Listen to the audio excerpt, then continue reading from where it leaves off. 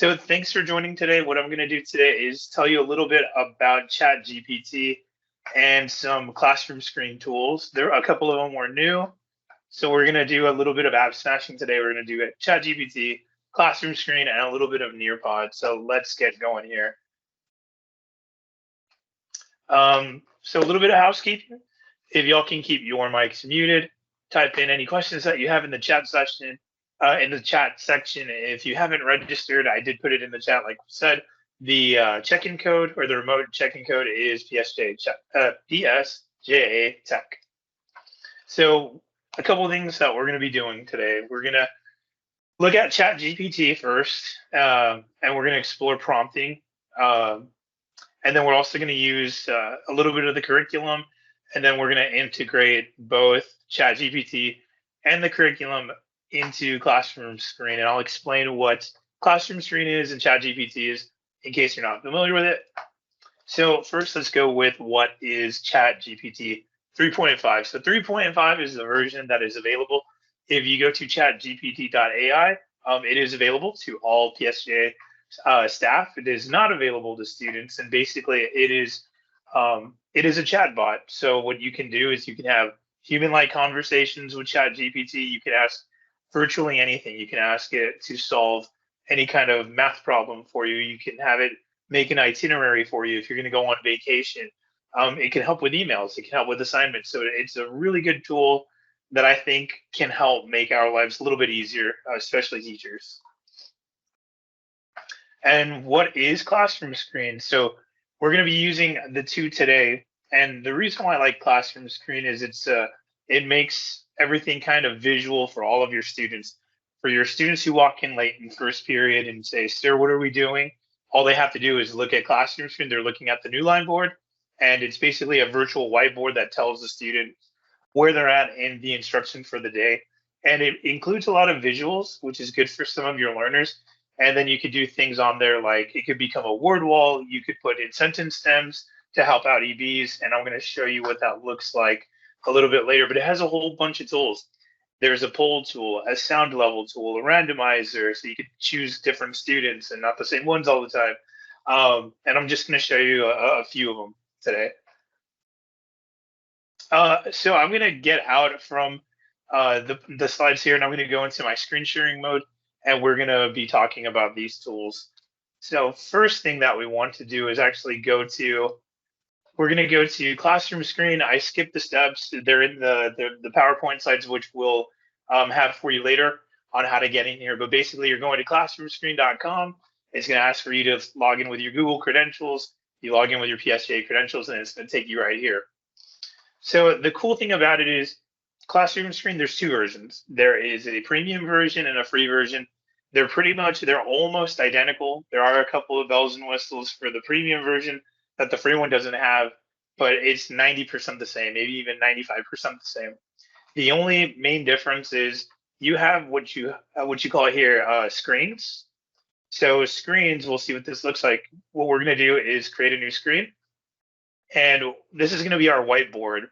The difference between the free and the premium version is once I X out this tab right here, if I X this out, whatever we've done on our screens is going to go away to where if you pay for the premium version, it'll save all your screens. So it's like, if you close the tab accidentally, you're going to have to, put all the widgets that you put in before if you have a class with the same subject coming up. So let's get started. First thing that I want to do is show you a little bit about what ChatGPT can do. And we're going to use it with curriculum, and then we're going to come back here and then put it all together. So first thing I want to do is, if you're unfamiliar with ChatGPT, go to you can go to openai.com and it'll show you here. If any of y'all haven't been there, you feel free if you want to go right now and check it out. So what we're going to do for today, I have a couple of prompts that I'm going to show you what you can do with ChatGPT and some of the curriculum. So for example, today I specialize in helping middle schools out. So I'm going to show you a middle school example of what we can do with ChatGPT and some social studies in middle school. One of the lessons that they learn is about the Civil War. So that's going to be today's lesson. So check this out. my first prompt that I put there at the bottom is make a lesson plan for Abraham Lincoln and Jefferson Davis inaugural address. So it's very vague. It doesn't have a grade level, doesn't have a time limit, doesn't have anything.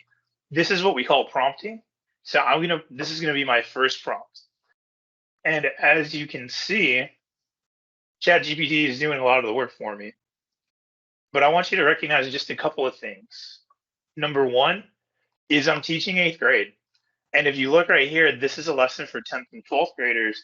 So as a teacher, I have to realize, okay, it's not giving me exactly what I want. So I need to be a little bit more specific in my prompt. So we're going to go from a vague prompt to something that's a little bit more precise. So check this out. I'm going to save you some time at the bottom. I'm changing the prompt to make an 8th grade lesson plan for Abraham Lincoln, Jefferson Davis inaugural address. The class is 45 minutes long, and let's see what it gives us now. So now it lowers the activity to an 8th grade level. And what you'll notice from the two different prompts is not only is the grade level lower, it has the activities that go exactly into 45 minutes, which is good because the one initially is a lot longer. I think this one was for a 90-minute class. So we did better there, but we can do even better than that. So I want to show you a prompt that I did earlier today, which would fit something that we would really like. So what I did here is I was as specific as I possibly could be, and the result was really good. So what I did to get this prompt right here, and I'll explain it right now, is I actually went into the social studies curriculum and I opened up their Nearpod. This is a lesson they're supposed to learn tomorrow, I think. So it's right on track. I'm following the same scope and sequence. So all I did was I copied the content objective, the language objective, I put in the TEAG, and then I put what I wanted it to be for the lesson. So the last prompt that I put on here was make an 8th grade lesson plan for Abraham Lincoln, Jefferson Davis inaugural address. I put the class 45 minutes. I put the content objective. I put the LO in the CO, and then I put the TEAG, and then I also put accommodations for special ed students. Make it a 5E model, and can you give me accommodations for EB students? So this one was really good. So it has the content, the LO, the CO, and then it has the 5E model as far as what the activities are going to be for today. And I'll show you what it kind of looks like. And even had down here, what are the accommodations? So I'm going to show you what that looks like. One thing that you could do, if you don't want to do everything that ChatGPT is telling you right now, you go, Marco, I just want to use a little bit of it. I just want to do the entry ticket and the exit ticket. Fine, that's totally cool. So I want to show you, if you want to use it with the curriculum before we go to ClassroomScreen, I want to show you what that could look like. So what I did was we can go into the curriculum for today, for actually tomorrow's lesson. And what I noticed about this lesson plan was it didn't have an entry ticket and it didn't have an exit ticket. So basically, I'm going to use what ChatGPT gave me, and I'm going to go put it in for an entry and an exit ticket. So right here after the LO and CO, I'm going to put collaborative board. And I'm just going to go back and I'm going to take the entry ticket, which is right here. And I'm going to go ahead and copy this and go ahead and paste it here. So basically it's saying, what does it want the students to do?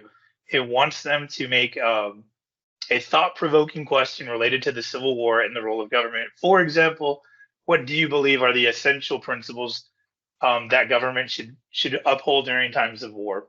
So I'm going to go ahead and do that. I think that's a really cool entry ticket. And then after that's made, I'm going to go here and just do an exit ticket. So what you could do is, even if you don't want to do all these activities, you're like, Marco, the curriculum's already made. I'm just going to use a little bit of what you're giving me just to make sure that I have an entry and an exit ticket, because I know when I get a walkthrough that that's something that my admin are looking for. So we could do the same thing here. The very end of the class, the very last slide, we can go ahead and put the exit ticket, save it. And now I made a brand new Nearpod using the curriculum, and then you just tweaked it a little bit. So one thing I'm going to do really quick is actually save and go to Nearpod. And it's going to go ahead and save it. Hopefully it does. It gave me a little bit of issues last time.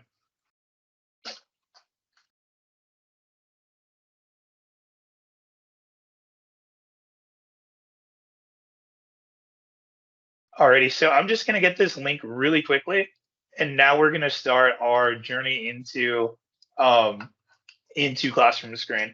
So now that we explored prompting and we have a lesson and we used it to tweak the curriculum a little bit, I want to show you what it looks like on ClassroomScreen. So let's go back over here. Once we logged in using our PSJA credentials, we're gonna go back here and we're gonna start a new screen. Now don't worry about it. You can always edit the background. It has all these nice tools here at the bottom. So we're gonna change the background to something that I like. So let's just do these giraffes right here. So let's see. So I'm actually gonna do what ChatGPT prompted me to do, and I'm gonna put it all on here on this classroom screen. So first thing that ChatGPT told me to do was get an entry ticket. So what I like to do is actually give the class a rundown of what we're going to do for the entire day. So there is a really cool tool down here called Timetable. And this is what I'm going to put on the timetable. I'm going to put the entry ticket. I'm going to put these activities and how much time that they have. And then I'm going to do the class discussion in the end. Or maybe I might not get to all of it, but check this out. So this is a really cool tool that you can use in class to kind of show the students who are just coming in what they're doing for the moment. So right here, it tells you what time is it going to start at. And what we can do is add an activity. So we're going to name this Lincoln and Davis. And the first activity is going to be an entry ticket. And it's going to be 5 minutes long. So right here is the amount of time. Oh, sorry, it's going to take 10 minutes long. So we're going to add another activity. The second activity that ChatGPT is telling us to do is we could do a reading activity. And I'll go back and let you know what the actual activity is. And that one was going to be 5 minutes long. So we're going to change this, add one more, and then we're going to do graphic organizer. That one was going to be 5 minutes. We're going to actually do two more. We're going to do collaborative work. One's 10 minutes. And then last but not least, group discussion. And that one's also going to be 10 minutes long. So the cool thing about it is this is what we're going to do in class today. And it kind of tells the students, okay, this is what we're going to be doing. And the good thing about this is it provides a visual of, what time they walk into class and what they're supposed to be doing. So if I go back to ChatGPT and it's telling me, okay, what are we going to do here? The entry ticket, I had it on Nearpod. So what I could do is I copied the link from Nearpod. I got this link right here. And what you could do if you have a collaborative or just like a single activity on Nearpod, you could go ahead and put this in as a QR code. So right here where it has the more on the toolbar, go ahead and click on that, and then you can create a QR code using the Nearpod link. Generate QR code. So as the students are walking in, you can already have this on the board, and you can tell the group, all right, guys, good morning. Thanks for being here. The entry ticket's on the board. So the students can bust out their cell phone. They can scan the QR code, and then they're already working on the entry ticket. So that's pretty cool. Part of that was also a collaboration, if I'm not mistaken. So we did entry ticket and class discussion. That's what the kiddos are going to be doing for the first 10 minutes. Then we have a reading activity. So we go back to ChatGPT. It says, have a reading activity where it shows Abraham Lincoln and Jefferson Davis's inaugural addresses, and ensure that the excerpts highlight their perspectives on liberty, equality, union, and government. So guys, I pretty much just copied and pasted this onto a Google search. And what it gave me was a Quizlet, which is amazing. If you haven't used Quizlet, it's flashcards. So it's telling me here the perspectives of Lincoln and Davis on these flashcards, and this is what I'm going to want the kids to do. So what I can do also is if I want the students for 5 minutes to go over this, we're going to copy this link, and you can actually upload links too. So go back to more, and then they have this right here, hyperlink, and then we can put the link there. So now you could put these also in Google Classroom. So what I would do is not only show the students on the board, hey, this is what you're going to do during this time, but also in their Google Classroom, have them have access to that link. So while they're working with their computer, they know that they're supposed to be in Google Classroom and looking at the flashcards during that time. When we have a graphic organizer, the cool thing about this is you can upload photos and pictures. So again, I went back to ChatGPT. It said hand out a graphic organizer that prompts the students to compare both inaugural addresses. So again, Google is a great tool. I Googled a Venn diagram. So I'm going to go back, and you can upload an image right here. This is an upload image tool. And this is where we can get our Venn diagram from. So we can be telling the students whether you print it out or whether you want them to edit it on Google Classroom using DocHub, they could be using that graphic organizer. Again, this is a really good visual for students who are walking in, or maybe the students who are EBs and they want to know, what are we doing right now? So this is a really good tool. You can also include little pictures right here at the plus mark. So for collaboration, you can even put like right here, like talking. Have the students are supposed to be talking here and here. So we have kind of visuals to help us out. Now, if we go back to ChatGPT, we put all of the items that we needed for the activity, right? So we did our entry ticket, which is on Nearpod, and then we have our links and our QR codes for our activities, and we have designated time for our discussion and our collaboration. So one of the cool things that it shows at the bottom is it gives the accommodations for both, because I put in the prompt, please give me accommodations for EB students and for special ed students. So it says provide additional support through simplified language, visual aids, peer assistance, modify the graphic organizer, and then it's somewhat similar for your EBs. So what you could do here is you can actually make this whiteboard part of it'll show text so that you can put some sentence stems on here. Just did the wrong tool. So let's do the text tool. And what I'm going to do here, I'm going to save you some time and put some sentence stems that I put together. So right here, we can move it here, move it out of the way. I put sentence stems. So sentence stems, if the students want to use it for their collaborative work, for their group discussion, so that could be there. It'll help all populations really. So we can leave that there. To help you with the time, they even got a clock right here. So they got various things to kind of keep track of time. I like the clock, but you can also they have a timer, which is like right here. You can add time to it. And then they have I think another one. But yeah, they have a few different ones. So this is something that could kind of help you out. A couple of other tools that kind of help during this process is, where is that? It's pretty cool. They have a red light, yellow light, green light. It kind of shows you where the students should be at. But let me see. There was something I wanted to show you a little while ago. Give me one quick second. They have a randomizer, which is pretty cool. So while you're doing the collaboration, all you have to do is line up the people who are in your class, the students. So I could put on here Valentine, I could put David, and then I could put Debbie. And then the cool thing about that is if you want to pick on a student, it'll randomize it. Valentine will go first, and then it'll be Debbie, and then last but not least, David. So I thought that was kind of cool. Some pretty cool little app if you just want to go in there and kind of mess around with it. There is one. They do have a poll, which is cool. True, false, multiple choice.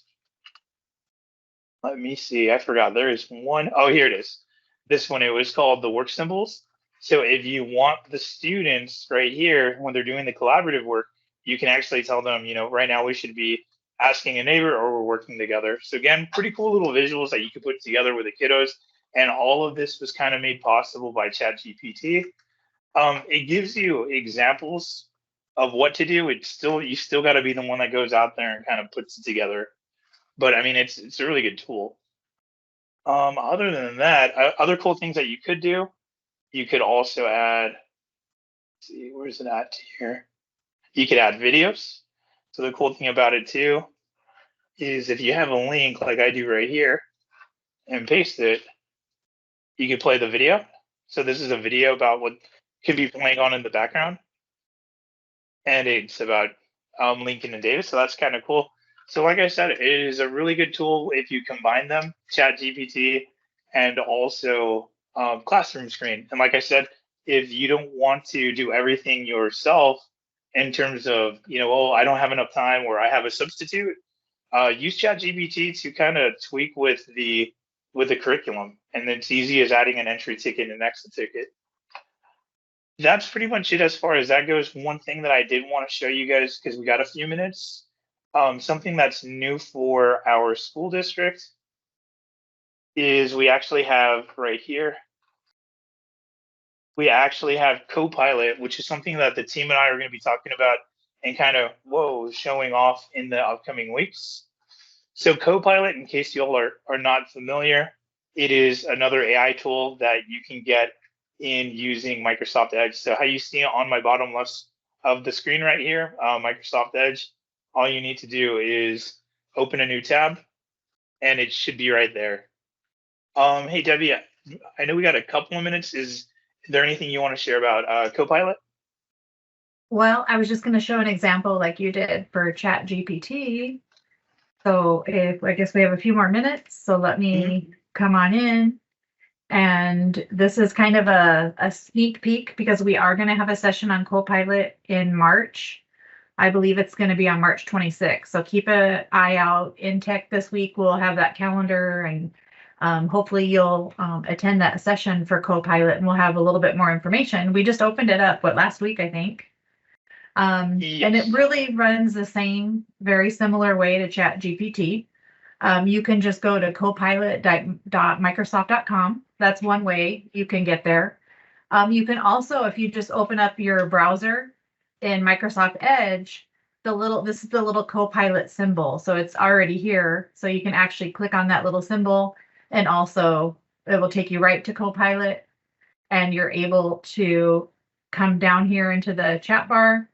And I just did a little prompt on the stages of mitosis. Let's say I'm a science teacher and I want to do like a fun activity with the students to kind of review what we've been learning. So I want to create a Jeopardy game, because who doesn't like Jeopardy? So I just put in there to create a Jeopardy game for 6th grade students. I put the title, The Stages of Mitosis Review.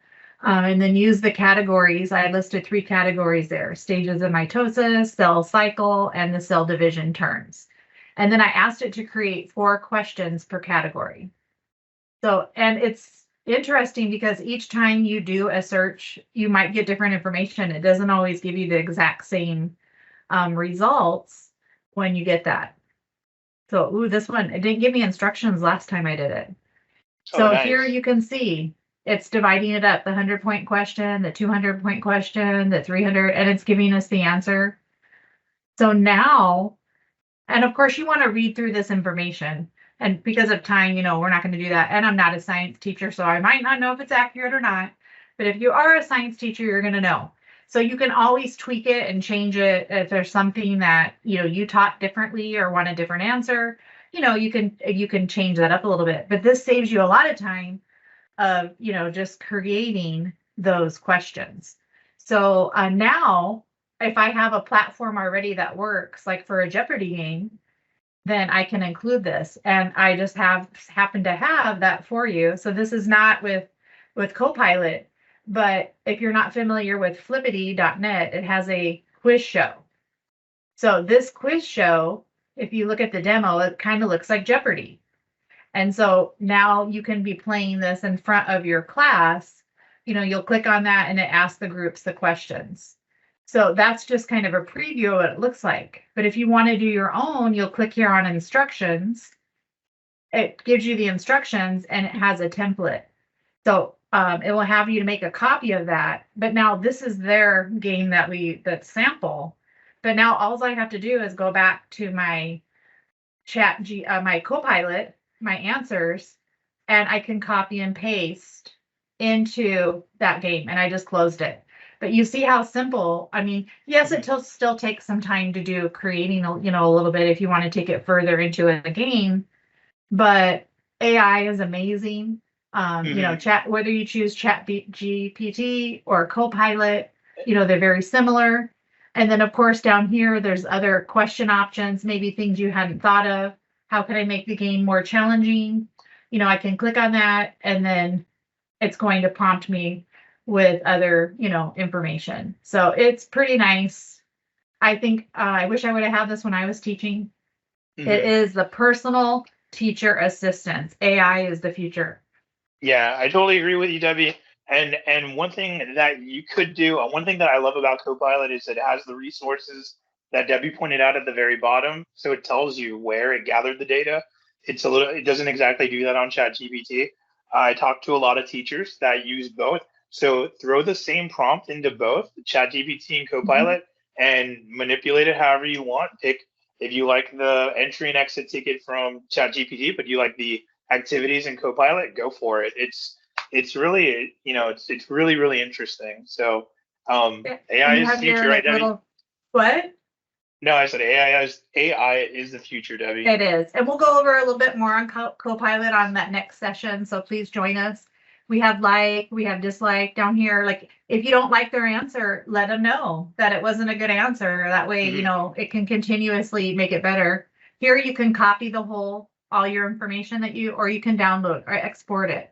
So there's some different options there, and we'll go into that in more detail on that session.